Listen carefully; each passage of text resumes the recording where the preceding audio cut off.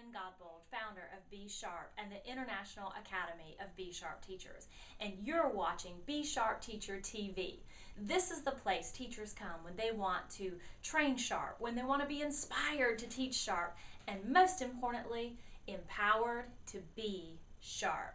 Let's get into today's episode and see what's on tap for your 6-Minute Sunday. Hey, thanks for dropping by this Sunday for your Zap of Wynn. You know, here at Be Sharp and the International Academy of Be Sharp Teachers, everything we do is about empowering you to reach children with authenticity, joy, and success. In today's video, we're going to talk about success again. And since your success is wrapped up tight with your kids' success, we're going to talk about helping those children in your rooms who are struggling readers. And it doesn't matter if you teach the little wee ones or way up into the high school years. This video can be for you if you know of a child or even any kind of mid-adult type person who's struggling with reading. Okay? I'm going to give you 3 tips today that I actually pulled from a website called dyslexic-kids.net. Now hold on before you snap off the video saying, well, no child that I know is dyslexic. I'm not saying that they are, but what I can tell you from as a mom of a child who has visual processing errors, that I picked out the top 3 that I thought would really help my child on a day-to-day basis doing his reading. And he's not dyslexic. So let me just give you these 3. Here's what they are. And there's more tips on that website, which will give you the name of that again. It's dyslexic-kids.net. There are more tips there, but I just pulled 3 because we only have a few minutes together each Sunday. So here's the top 3 I want to tell you about. The first one is that for kids who are having issues with their reading, no matter their age or grade level, give them a tinted transparency. Yes, you remember the old plastic sheets that go on the overheads long before we had projectors and things like smartboards in our rooms?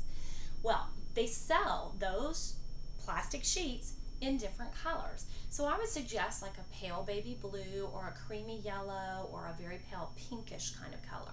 Nothing that's going to be very stark, because what you're doing is by putting the transparency over the text, you're actually minimizing the contrast between the black text on the white paper.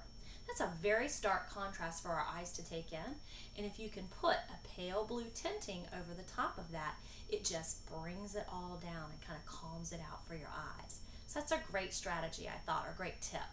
The second one is to think about the lighting in your classroom. Now, most of you are probably going to say to me, well, Wynn, the lights in my room are fluorescent because that's how schools are built, and that's true. But here's the deal.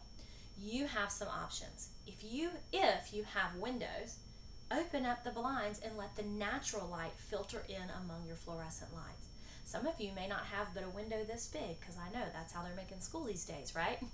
They don't want anybody to be able to look out and get distracted. So the thing is about that is I would encourage you then to bring lamp lighting into your room.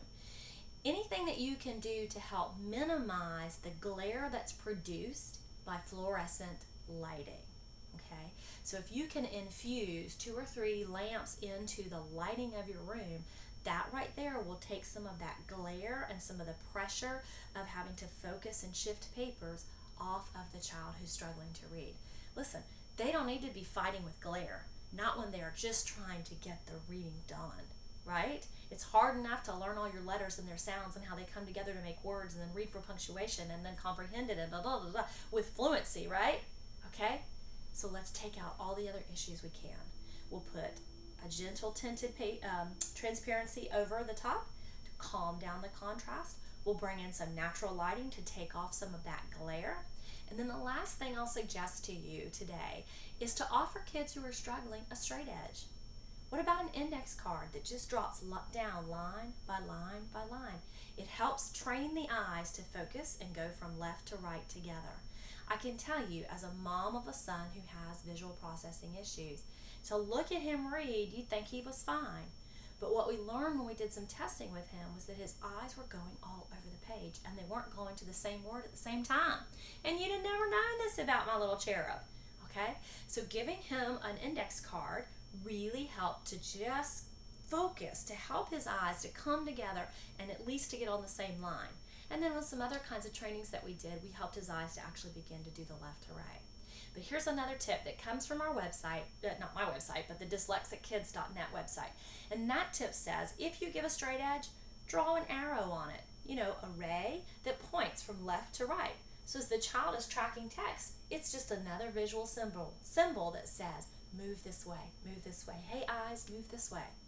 So that's 3 out of the 5 that they list on their website. The other 2 are also great, and I'll encourage you to go over there and check them out.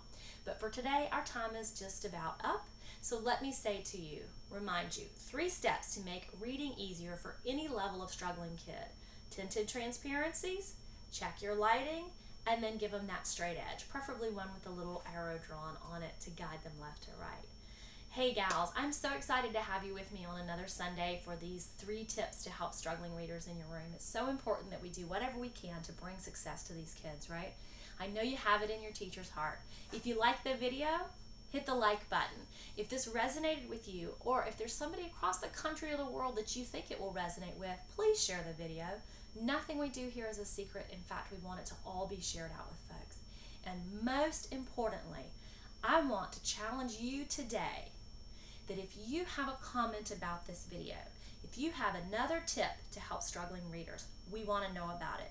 If you try out one of these tips, whether the result ends in good or ends in bad, an improvement or not an improvement, we want to know about it. This is not all just to make things look good. This is about what's really working in your classrooms. Come over to bsharp.us where you'll find this video again. It's under blog. So if you go to Be Sharp and click on the blog, you're going to see this video. Leave us a comment there. Share what's going on in your classroom so that we can all work together as a global classroom to improve our teaching so that we can reach our kids with authenticity, joy, and success. That's what it's all about, guys. All right, thanks so much, and I will see you next Sunday. Give these strategies a try. Bye.